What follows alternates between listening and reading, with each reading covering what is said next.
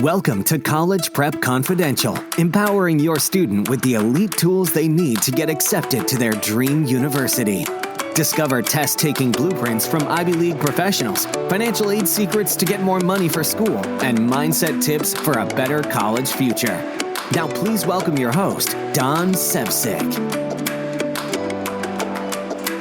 Welcome to episode 10 of the College Prep Confidential podcast.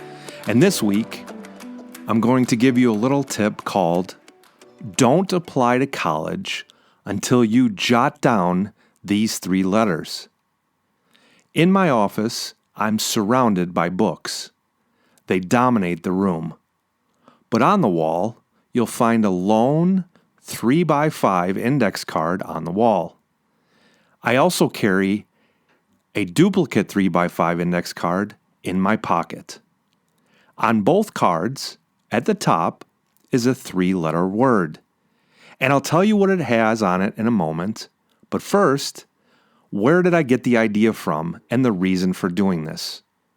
Now, you may have heard of the book, Think and Grow Rich. The book is everywhere. Young, old, everybody all over the world mentions this book. In fact, it's sold over 100 million copies. Napoleon Hill wrote this book from success secrets he learned through the steel billionaire, that's in today's money, Andrew Carnegie. In the book, Hill talks about the 6-step plan to solidify a goal. While the book uses a financial goal, the process I'm about to explain to you applies to college prep as well. Now, in the 6-step process in the book, Step 5 has you writing, not typing, but handwriting out, as we talked about in the last episode.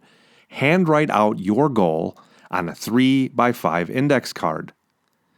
And in the book, they tell you, write out how much money you want, when do you want it by, and what do you plan to exchange in return for getting it. And this is followed by Step 6, which states, read your written statement aloud. Once just before retiring at night, and once after waking up. Now, on my 3x5 index card, I have my financial goal.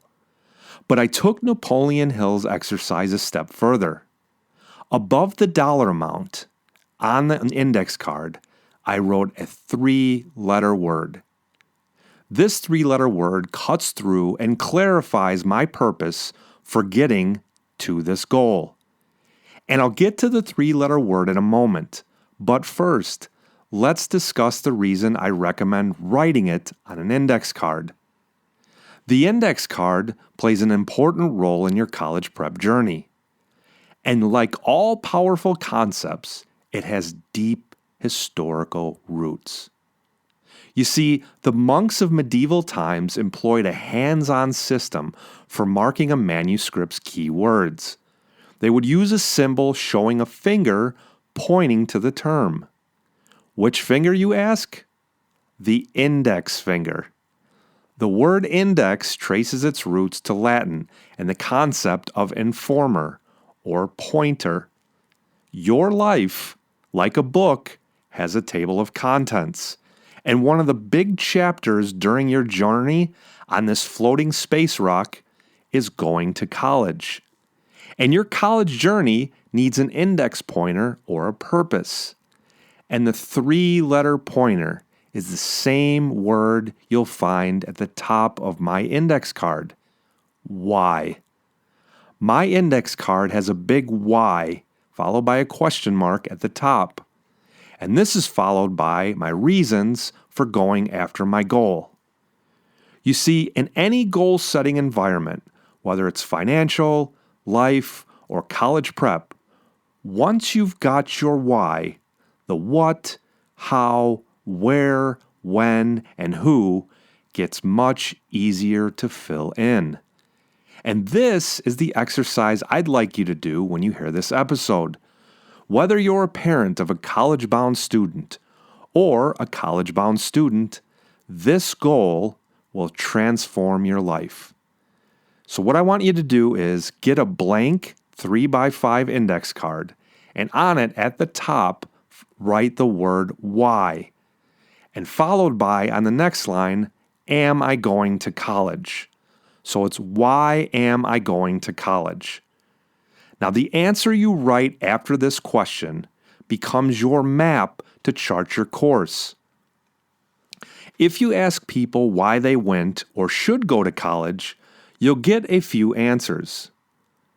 So ask them, why did you go to college, or why do you want to go to college? And here's some of the answers you'll hear. Freedom. They want to dip their toe into a world with independence before making the full-time jump to an independent life. Connections and networking. They want to meet new people. Identity. You'll hear some people say, I'm a Boilermaker, or I'm a Seminole. They'll identify with the college and its sports identity, or its music identity, or academic identity. Here's another reason. Learn new skills. Another, time management. When you got to manage your own classes in your own life, this gives you a nice introduction into managing your time. And finally, new experiences. You'll be meeting new people. You'll be on your own for the first time. So it's a way to experience new things. But your why needs to be honest. What do I mean by that? Well, in a Strata Gallup poll, 58% of people stated the why for going to college is work outcome or career goals. This, they identified, was their driving force to going to college.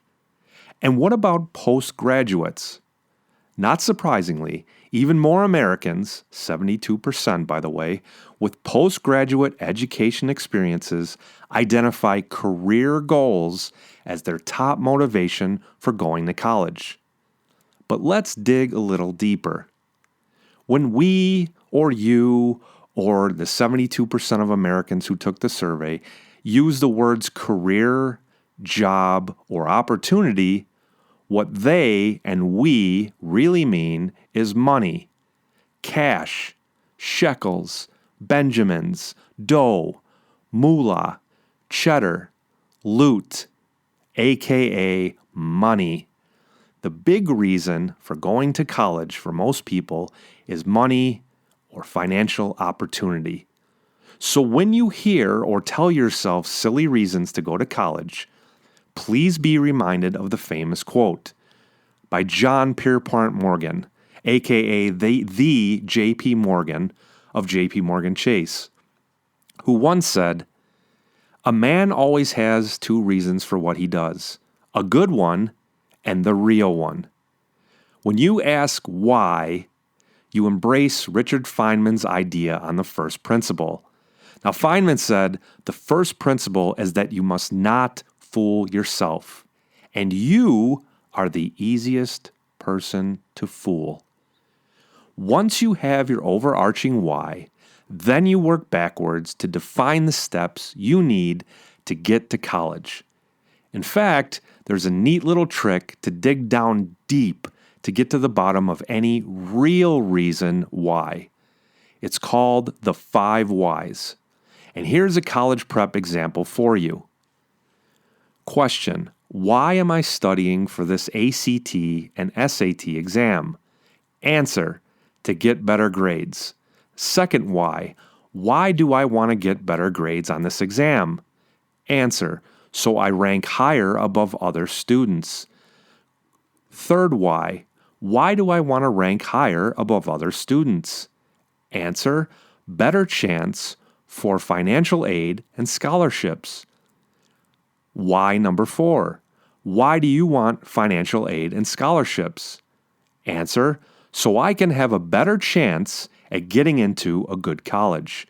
And the fifth and final why of the 5 whys in this example: why do you want to get into a good college?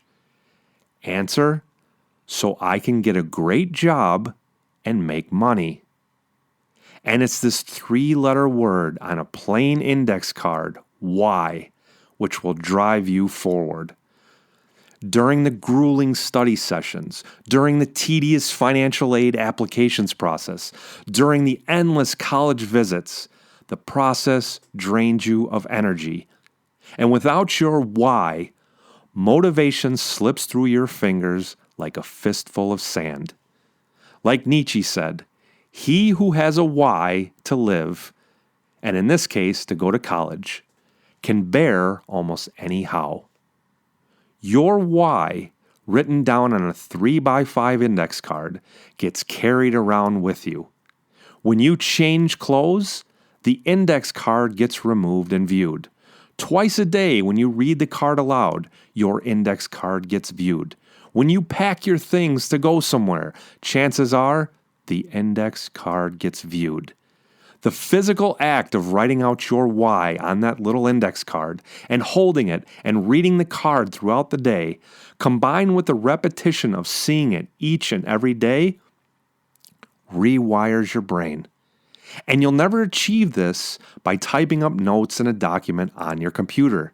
The effect is not the same, which we saw in the prior episode of the CPC podcast. When you take the index card out of your pocket, you hold your goals in your hand. The world belongs to you when you hold this index card. Nobody can take this away from you. And just like a signature on a contract, you've endorsed your future by physically writing down your why. It's a contractual agreement between you and the universe. So now that you have your why, let me help you with the how. As in, how will you pass the ACT and SAT exams with flying colors? And how will you put more money in your pocket with college financial aid? To get your how, I've put together 2 resources for you. The first is a platform built by expert ACT and SAT exam takers. Now, they had a why as well, and their why was to pass on knowledge in the test prep platform to show you how to work smarter. And the second resource I have to help you with your how is a college prep training to show you what goes on, what really goes on behind the scenes for college prep, to help you with FAFSA forms and financial aid and college essays and the entire process. So if you can promise me that you write down your why, your true why, I will help you with your how. And why am I doing this? Because if you like the resources I give you, maybe you'll choose to work with my company in the future for additional college prep help. You've got your why, and now let me help you with the how. All these resources are for you, waiting for you at cpcshow.com. That's cpcshow.com. Once again, I want to thank you for listening to this episode. I'll see you next week. That's all for this episode of College Prep Confidential. To discover how to give your student a better future by increasing financial aid, improving test scores, and reducing stress, visit our website at cpcshow.com. That's cpcshow.com.